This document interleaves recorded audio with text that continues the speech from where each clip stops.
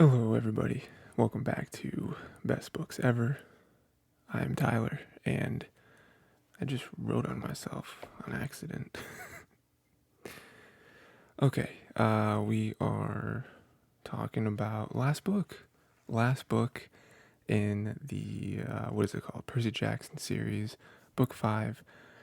There's more books being released, but this is like the last in the original series, I guess. Last Olympian, chapters 1 through 11, Rick Riordan, all that stuff. Yeah, a lot of stuff. A lot of. I mean, we're obviously building up towards the last battle, and even here, by the end of the book, we do get a little bit of a taste of what it is going to be, but um, imagine there's still some tricks, right? Like, this is the first half, so Kronos has got to have something there that he hasn't revealed yet. And we do know there's a trap. I'm assuming that the trap is the we'll talk about it, I guess. But so we got some there. Percy and them, they're really just fighting for their lives, right? They don't really have, I mean, there are a couple maybe like surprises that could happen, but this is it. I mean, at the end of the day, it's gonna be Kronos versus Percy. So, but yeah. Speaking of which, let's start with the end. A lot of stuff happens in rapid succession right at the very end, last few pages. Um, I guess speaking of Percy and Kronos, we'll go there. Percy does destroy the bridge, sort of. He sort of just like breaks it apart almost.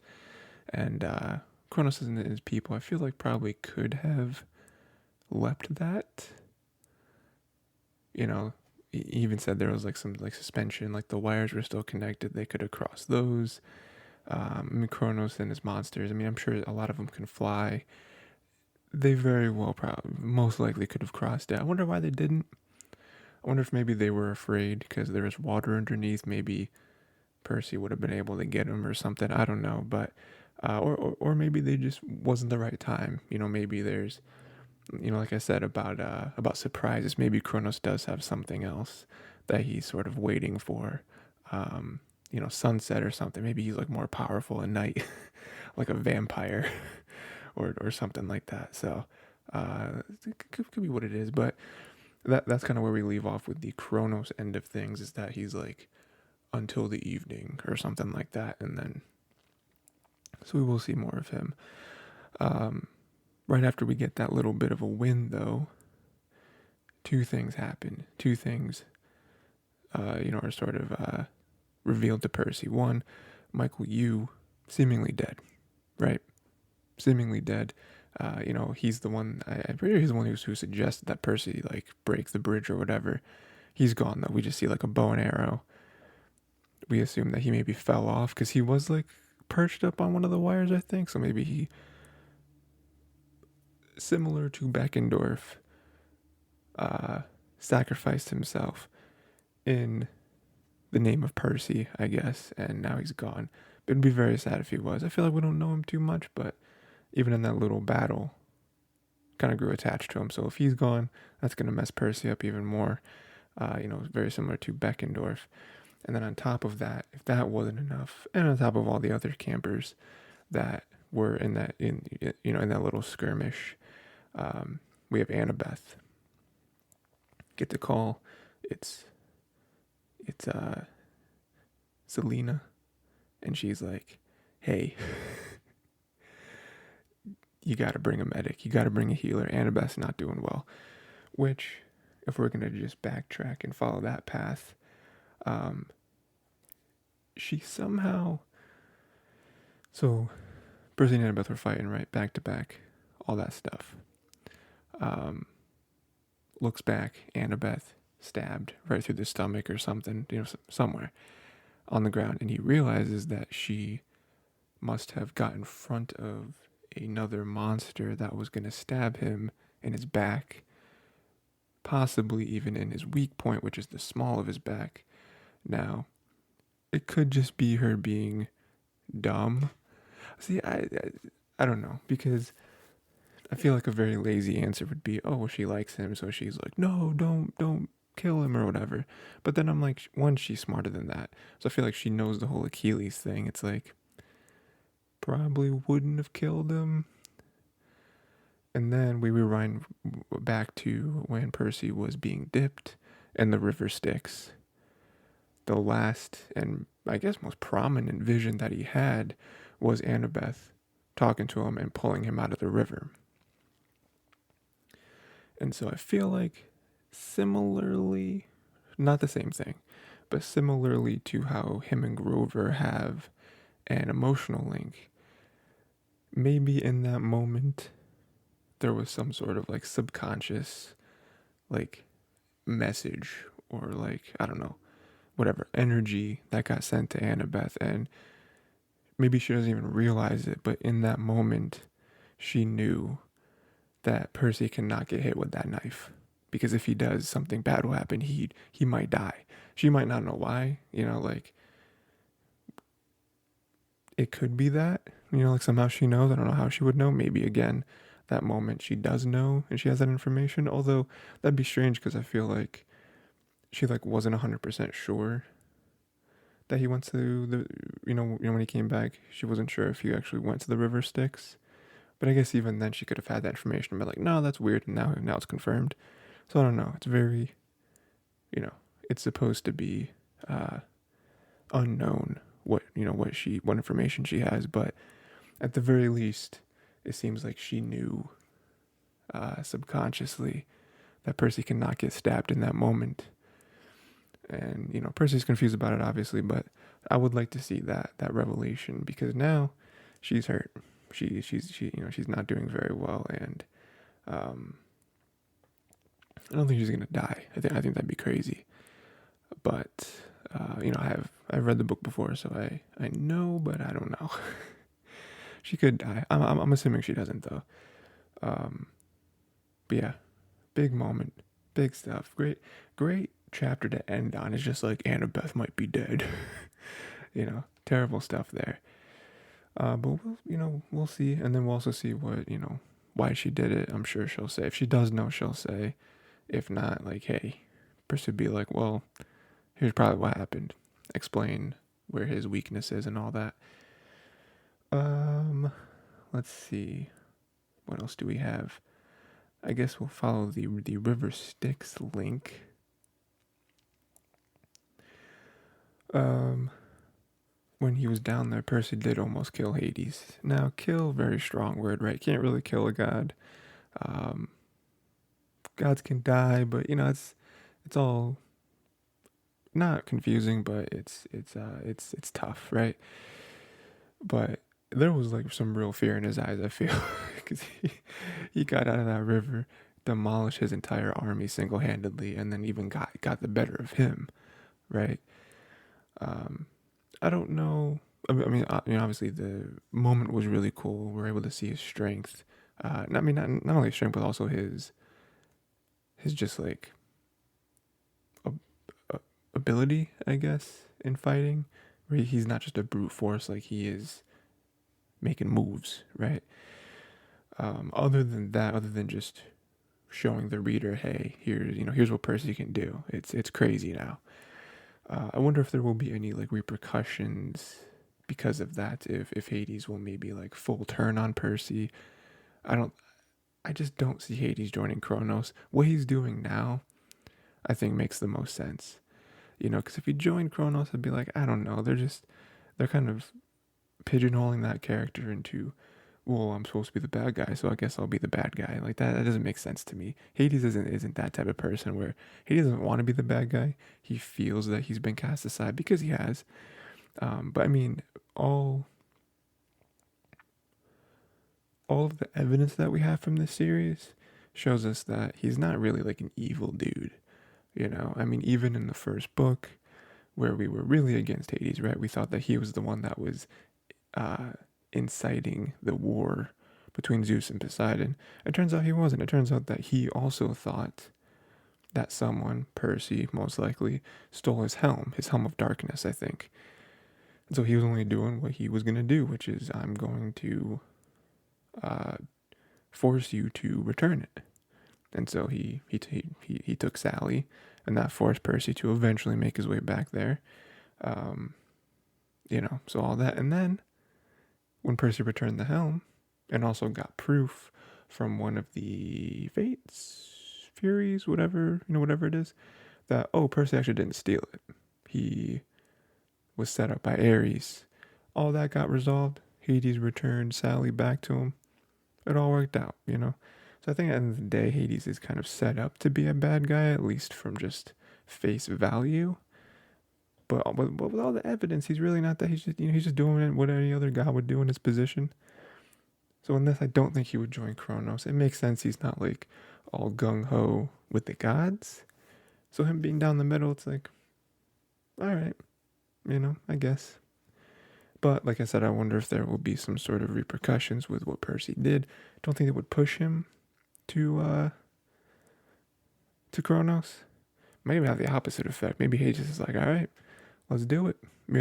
He did also send Nico and say, hey, I don't like what you did.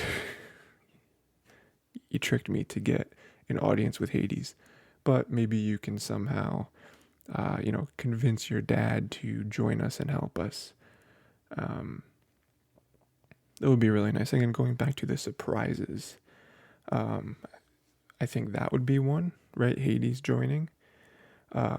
Poseidon beating Oceanus and coming to aid in any way that he can would be huge. On a smaller note, Clarice, right? We have her. We know that her and the Apollo kids, right? Were the Apollo kids? Yeah. Were fighting over the chariot. We realize now, very, very recently, actually, in the past, chapter or two, that they actually gave the chariot back. Clarice wasn't having it, though. She still felt like her pride was hurt and all that. But I feel like that so easily sets up a moment where they really need her help. And she comes in at the last moment or whatever. I don't think she'll be in charge of the squad that wins the battle, oh no, we're gonna die, and then Clarice comes in and completely swings everything, and they win because of her directly and solely. I think her moment will probably come a little earlier in the book, not at the very end, but somewhere, probably in the next few chapters maybe. But yeah, I mean, again, her thing is very similar to Hades, where I just think they've built up her character in such a way that they would have to do something with her. Because she started out as the mean bully type character, completely against Percy in every way. Tries to get her way again, tries to strong arm her way into getting whatever she wants because she is Ares and all that. But over time, with the Sea of Monsters quest, a little bit of Titan's Curse stuff with her helping out with that, with the Labyrinth stuff, pretty much every book, we've gotten more and more evidence that she's really not that bad. She's just, son of child of Ares. So, there's going to be some hot-headedness here and there, and Percy is also very hot-headed, especially when it comes to his friends. So it all makes sense, but I think she will help. Also, on top of that, daughter of Ares. So you're telling me that she and the other, all of her cabinets are gonna be able to resist the biggest war that has happened since the last time that the gods fought the Titans. Come on. And also that also brings up a point where I feel Ares might get involved. I wonder if, I don't know. Ares turning, I feel is a lot harder to believe than Clarice. Clarice is definitely going to turn. Again, this isn't even me using my knowledge of the rest of the book. This is me just looking at the character and being they have to, especially with them setting up. I would believe that she wouldn't if Michael didn't kind of tell Percy, oh, and hey, we actually did give the chariot back, and whatever, tried to apologize and just say, oh, whatever, you can have it, who cares, If that wasn't mentioned, I would say, yeah, Clarice might just sit this one out, but Rick Riordan made it a point to have Michael say that. So, whereas Ares, I could see Ares turning in sort of a way that's an anti-hero. um, or like that's probably the closest term I could use, because he still doesn't like Percy, hates Percy, in fact. But I could definitely see him being feeling betrayed by Kronos, like not maybe getting what he wants, maybe not leading the charge. I could definitely see Ares, the god of war, wanting to be at the front of everything. Maybe Kronos is sort of like disrespecting him and all that. And so Ares finally, puts all the pieces together and he's like, you know what? I'm not, I would rather fight and lose with the gods than just sit on the sidelines and be treated like I'm nothing with you. I don't know how plausible that is, but, could be interesting. Not necessary for the story, though, I don't think. But we've seen stuff like that before, where the enemy, the very early villain gets turned eventually. So, let's see what else we have here. Okay. Let's get into some earlier stuff. Talk about Rachel for a second.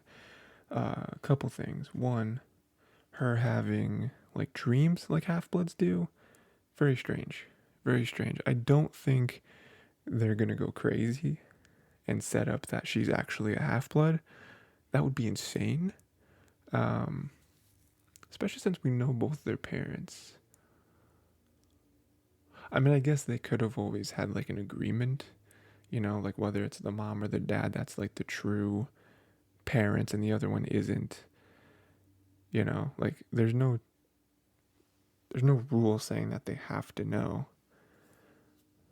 Right? Like, let's say that like I don't know, the mom is real, right? And there is some god out there that was with the mom and then dipped like they do. And then the dad came into the life and was just like, and then the mom like convinced him to like, don't tell her about it. We don't want it, because there's also, I'm sure that happens a lot too as well, right? Where so far we've seen pretty much every half-blood figures out their half-blood pretty quickly. Although it would be strange for like Grover not to, has Grover's met Rachel, right? It'd be strange for Grover not to know and like say something. So never mind. That's probably not a possibility. But it is strange that she's having very half-blood like dreams, like visions and like she's painting and drawing these like things that come true. Not a big fan of that. So we'll see exactly what that is. They said something about like, we saw like the photo of Luke, so that sort of came back around. I think there was also one with Percy in it. There was also one with the Empire State Building.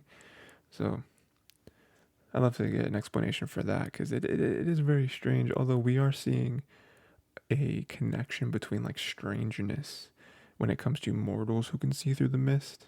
Obviously, a lot of that happened in this book with May Castellan, Luke's mother. And it's like, oh yeah, there was some stuff there. Although with her, we're still sort of waiting for the other shoe to drop. Because it's like, okay, like, was she crazy before meeting Hermes? Like, what exactly? Because, like, early on, like, maybe she was normal.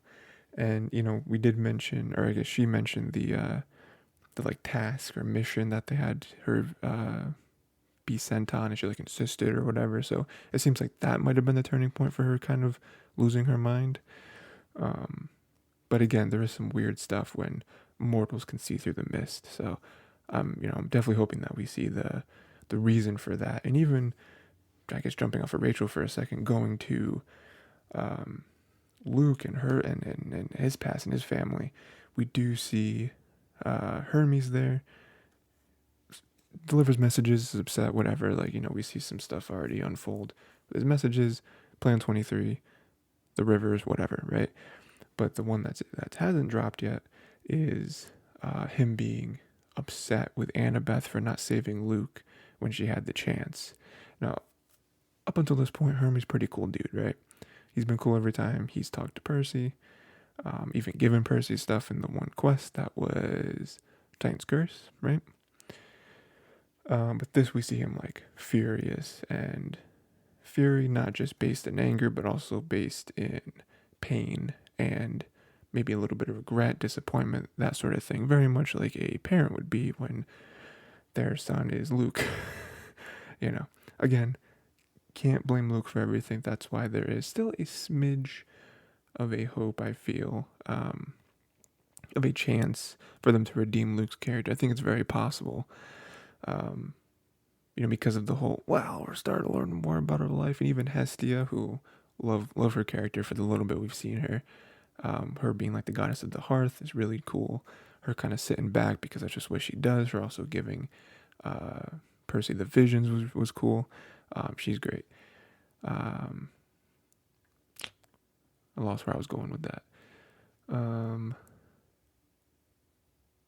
I guess I was just saying that we see a lot of Luke, and it wasn't necessarily his fault, right? That it wasn't his fault that he turned out the way he did. I don't think he's an exception to all demigods, where it's like, hey man, most demigods have a bad upbringing. So I do think he is to blame for at least a chunk of it, but I think putting it all on him and like he was born evil and vengeful or whatever, I don't think that's necessarily fair. But anyway, going back to kind of my point there was that's another thing where I think Rick doing a great job of like setting up mysteries out of nowhere and us being like, oh wait, with the whole again, Annabeth could have saved Luke. What does that mean?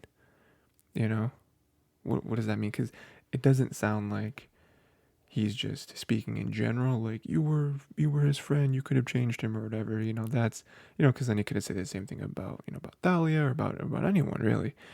Thalia and Annabeth definitely more so because they knew him a lot earlier. But it sounded like there was a moment, and again, there's a lot of things with Luke that are kind of coming together when it with that whole spat with Hermes, again his whole mom stuff that we learned about, also the vision that again Hestia gave Percy. There was the moment where Hermes visited them when Luke was bringing Thalia and Annabeth back to his house, and then it flashed back to when Percy remembered talking to Luke and being asking if you've ever met your dad, and he said once, and that has to be that moment in the vision that Hestia gave him. So I think we are gonna get something. I don't know. Again, I don't know necessarily it's going to be Luke like somehow talking through Kronos or something and being like, this is what happened and sort of giving the full story. But I do like that we're getting more backstory on Luke. Again, Hestia sort of injecting that into the story and being like, you have to know more about Luke to really understand what you're about to face. Again, even with that, I feel like they're sort of nudging us in that direction of like, hey, Luke's not that bad. Luke, yes, he's a big part of what's happening here, but it's not his fault. He wasn't born and was like, I'm going to bring back Kronos one day. Like there's a lot of dominoes fell to get to where we are now. So I feel like they are sort of nudging us in that direction of like, we're going to redeem Luke. And I'm okay with that. I just hope they do it in a way that's satisfying and not just like they beat Kronos and Luke is like, I'm sorry, I apologize for everything. Like, there has to be a little more than that. Plus, with the whole Luke stuff, I like that there is something like this that is in the story. And again, we don't know what exactly it is yet, but they're setting up the idea of there was a moment or whatever. Because last week, I did mention this where I was like, because we have the whole, I don't know, I want to say love triangle. It's like a weird love web, like spider web, with Percy and Annabeth sort of right in the middle. We have Luke there, obviously, in some form or fashion. We have Rachel there in some form or fashion, which we will mention again in a moment. I do think at the end of the day, Percy and Annabeth will be together, I hope, because that is the best timeline, in my opinion. But we have seen throughout the whole series, right, where Annabeth and Luke do have certain feelings for each other. I don't think, I mean, especially since they've kind of fallen on opposite sides of this war, I definitely don't think it's like any sort of romantic feelings anymore, but there are still ties, like deep, deep roots with each other because, again, we even saw the vision where Luke found Annabeth, or Luke and Thalia found Annabeth. And that was really cool. I love seeing that. But it's like, there is history there. Like, they were on the run for a long time. Again, we take it for granted because our main character, Percy, lived in New York City. Not right next door to Camp Half-Blood, but, relatively close to Camp Half-Blood. He didn't have that long of a trek. Annabeth, I'm pretty sure, lived in Virginia. Pretty sure I remember her saying something like that. So, like, they had to cross states.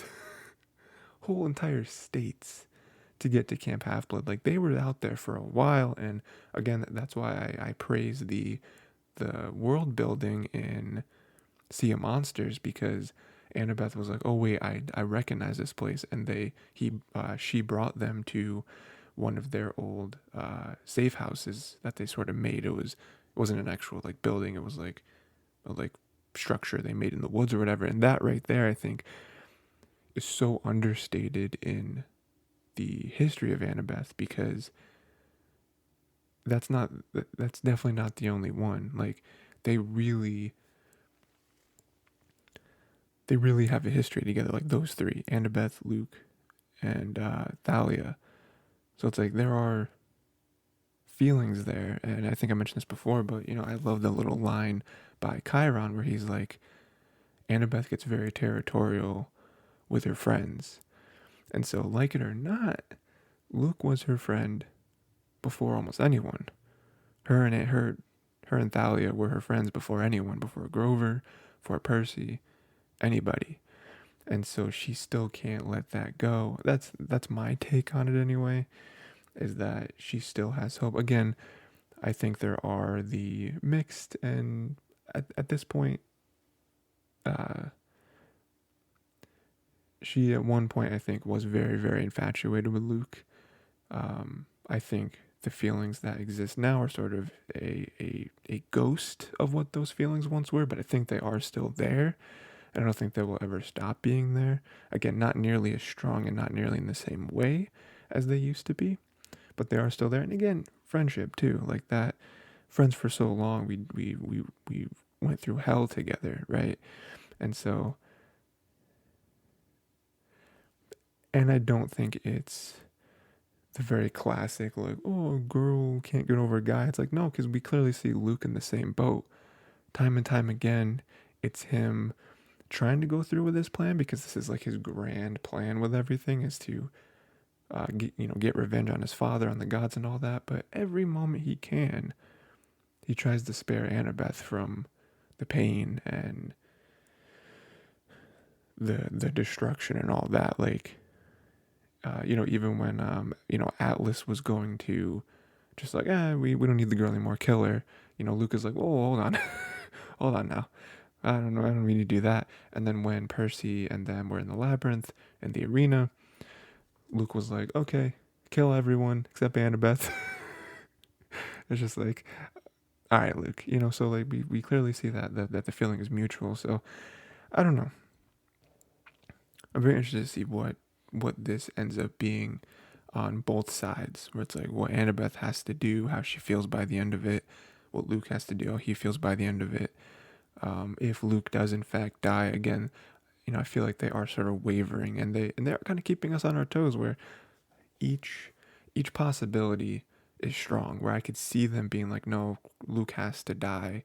Luke is inherently tied to Kronos. If Kronos dies, Luke dies. There's no way to separate them.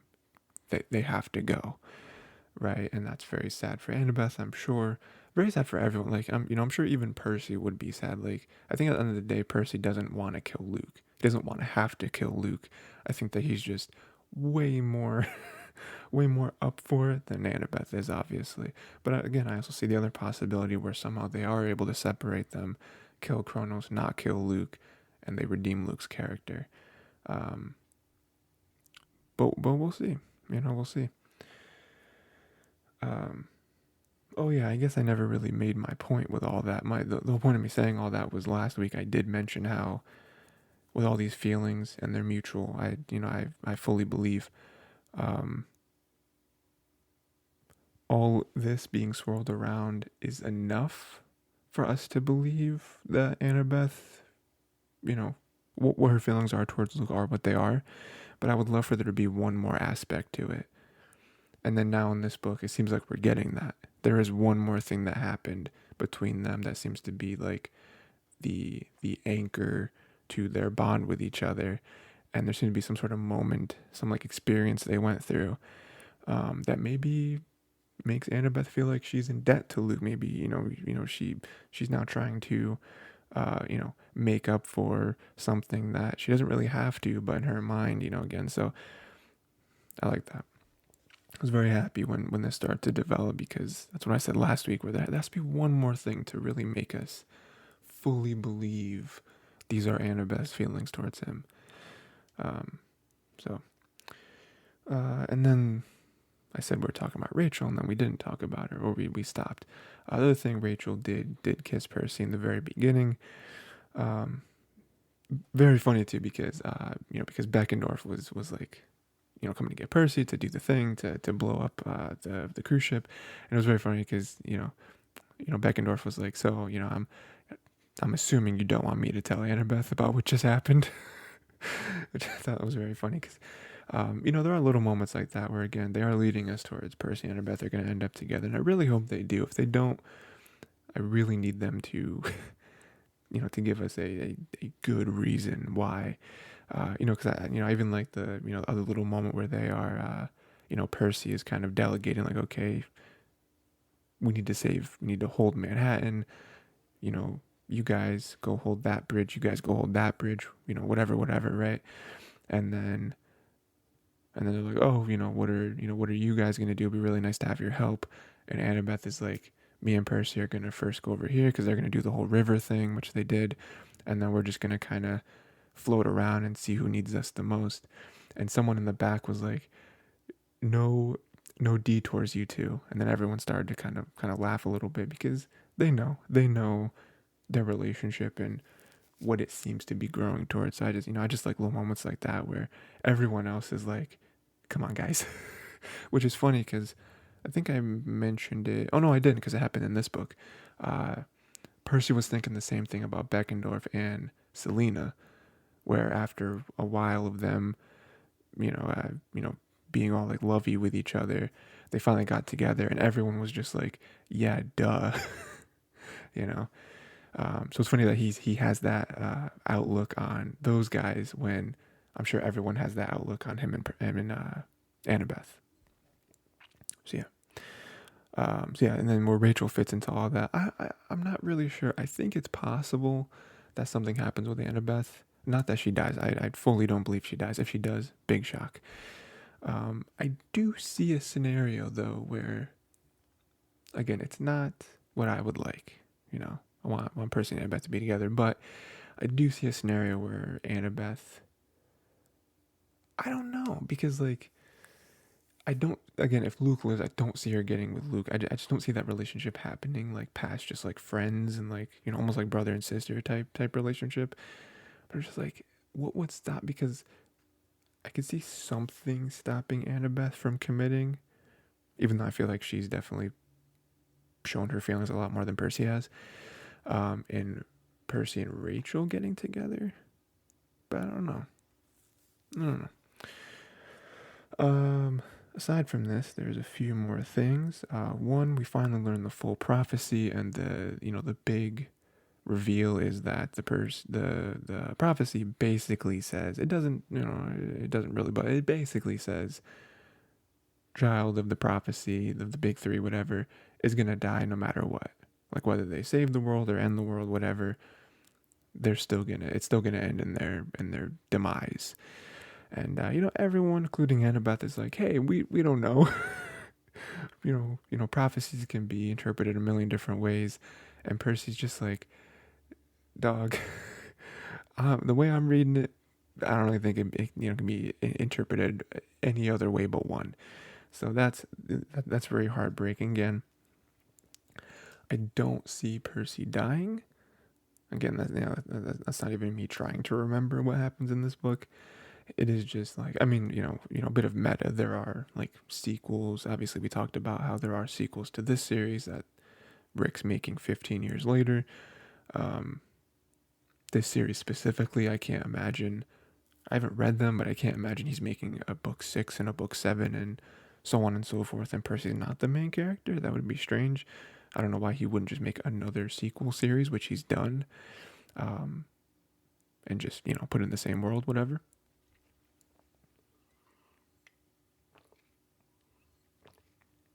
So, um, but I wonder what that means then. Because either one of two things, right? One, Percy is the child of prophecy, and there is another way to interpret it that couldn't even begin to imagine what that would be, or he's not the child of prophecy. But the problem is that doesn't it specifically state a child of the big three? Because if it doesn't, that changes things. If it doesn't, that changes things. If it does, the only other two that we know about, and I can't imagine they would just shadow drop another child. That would be, I don't know how they could do that and have us care about that moment. Oh, the people is Thalia and Nico. Nico isn't 16 yet, so that doesn't make any sense. Thalia is past 16 at this point. Well, yes and no. Yes, she would be past 16, but no, she's a hunter, so she lives forever, so she doesn't really age in that sense. So yeah, I don't know how they're gonna do this. I don't know what explanation they're gonna give, but I'm excited to see it.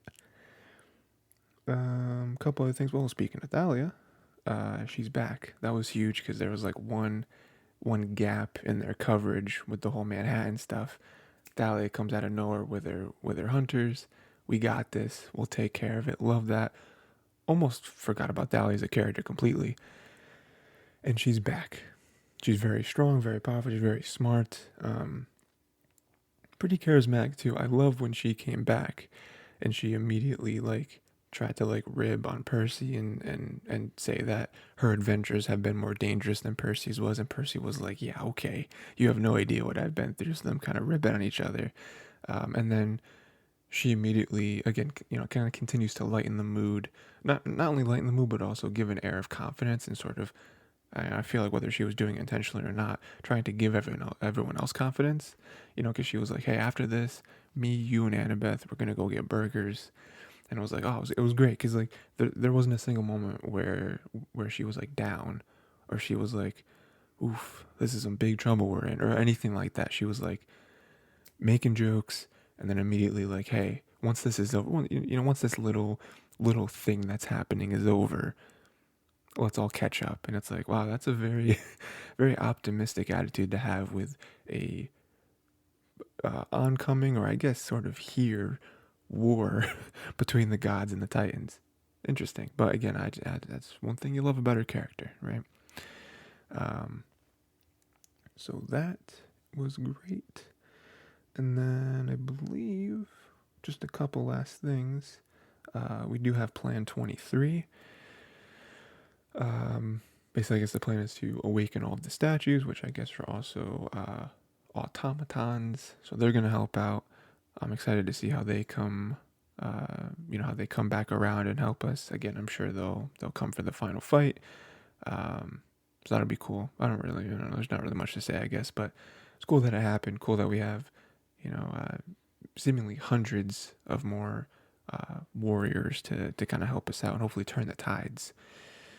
And this will be really powerful too, which I'm like, statues, I guess it's cool, but it's more bodies and they're made out of metal or whatever. But other than that, how much, do they have little gadgets, in them? Are they little Mega Man things where they can blast stuff? Is there anything else to Plan 23? Because I feel like she did tell someone, I don't know who, I think their name was Matthew or something, another person in cabin Athena was like, hey, prepare for 23. We've already discussed this. Get it done. And so I'm like, oh, so there must be something, like, unless the plan's just like, hey, go around and awaken other ones. That doesn't make sense though, because she said that the one will awaken Confucius and they'll just kind of like spread out and awaken all of them. So maybe there are like other elements to the plan. Um, because the plan itself, like, she was even like, oh no, like her face paled when she got the message from Athena to do 23, and it's like, awakening. I mean, again, they might be dangerous. Maybe they'll turn and they'll be like, oh, we don't serve you or whatever. But I feel like that's not enough for her to be like, whoa. Athena must know that this is dire for her to suggest 23. So there's gonna be another element to it. So I'm excited to see what that is. And then I guess the last note I have, Percy fought the Minotaur, which was pretty cool. Kind of came full circle in that. That's the first big monster that he fought. Technically, he fought Miss Dodds first. And I was like, whoa, what just happened? But like the first monster where he was like, this is happening and I kind of know what's happening, even though he was still very much in the dark. I feel like even now, Percy still doesn't quite know everything that's going on. But that was, yeah. Fighting the Minotaur again. Minotaur very angry, but this was another example. I think there was a few different things that Rick was trying to do here. One, I think again he was trying to show us how powerful and how skilled, how much he's grown, but also with the whole, whole River Styx thing, trying to show us that, because he cleaned up the Minotaur. Like it wasn't even a contest. Completely washed him. But yeah, trying to show that, and then also trying to remind us that, hey, monsters, they don't die, they do come back. So maybe we'll see other old friends doing that. If we're ever going to see it, it's this book, and it's the second half of this book where Kronos can just be like, every possible thing that I can have on my side, I'm gonna get. But yeah, I thought that was cool, and also just for Percy to almost get like his revenge, even though he did kill the Minotaur the first time, like he still has. He even mentioned that he still has nightmares about it. So for him to completely wash the Minotaur this time, I think that's very satisfying for him mentally. But yeah, I think that's everything. That's all the notes I have. Jam-packed book so far, and in terms of how many notes I could have, I think next time will be the biggest one, because it's the end. It's the end of the book, but also the end of the series. Again, I always mention there are more books technically, but this is the main series. We'll maybe get to the other ones some other time. Yeah, great stuff so far. A lot of characters, some deaths even. Again, some very interesting potential surprises. I guess predictions. Without going into my mind's eye and remembering the book. I mean, the kind of most blanket prediction is going to be Percy wins, right?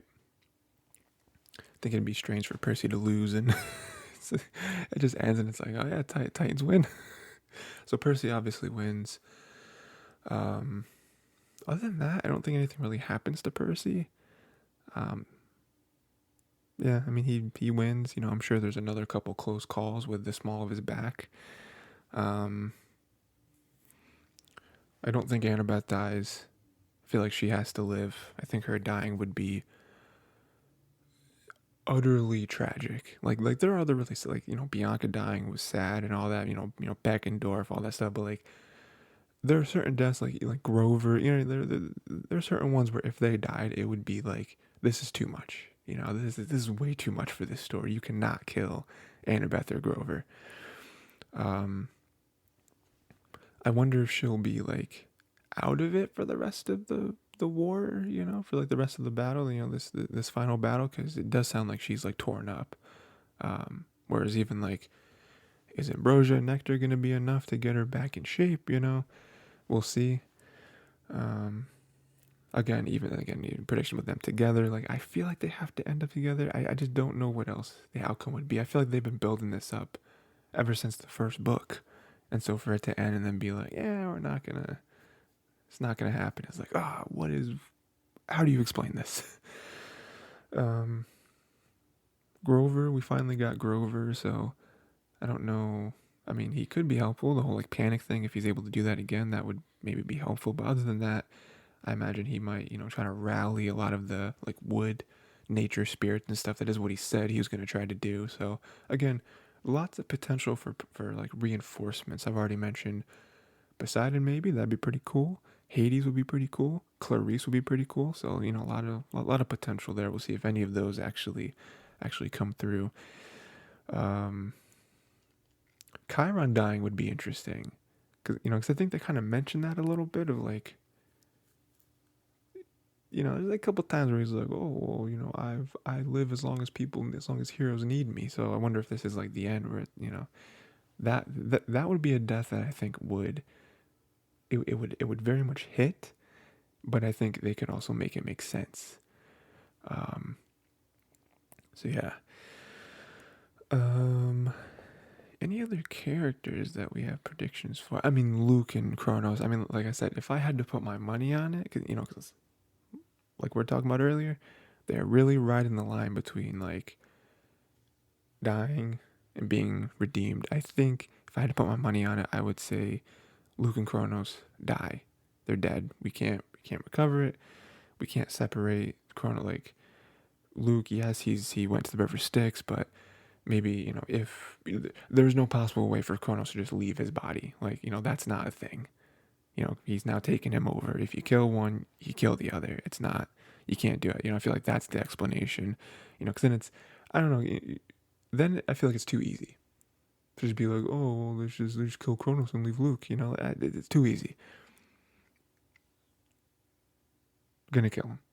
Maybe there is a moment at the end where like Kronos dies and Luke is still there for like another 30 seconds, and maybe then he does sort of like apologize to maybe Annabeth and Annabeth in particular, and it's like like blah blah blah, whatever, maybe doesn't completely apologize for everything because he still feels like he's in the right with when it comes to the God's relationship with their kids, and I agree with him to a certain extent. um but he does sort of like feel sorrow for dying and maybe doing wrong by even Percy, someone he could have called a friend, someone at the end of the day not too dissimilar from Percy. So maybe we'll get something like that. But I don't think either of them live. Kronos definitely dies. And I think 99% chance Luke dies as well. Tyson being here would be cool, unless he has to stay with Poseidon. But yeah, I don't know. Those are kind of my general predictions.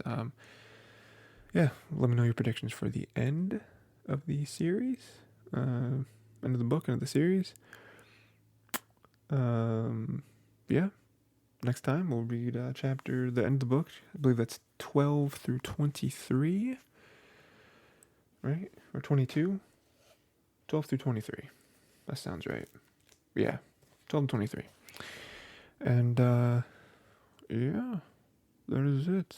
Exciting times, not for only this book, but I am going to also let everyone know what the next series is going to be. Obviously, end of the series, so be a new series coming up. So we got that. Very much looking forward to it. I have a very good one lined up. So, and that is it.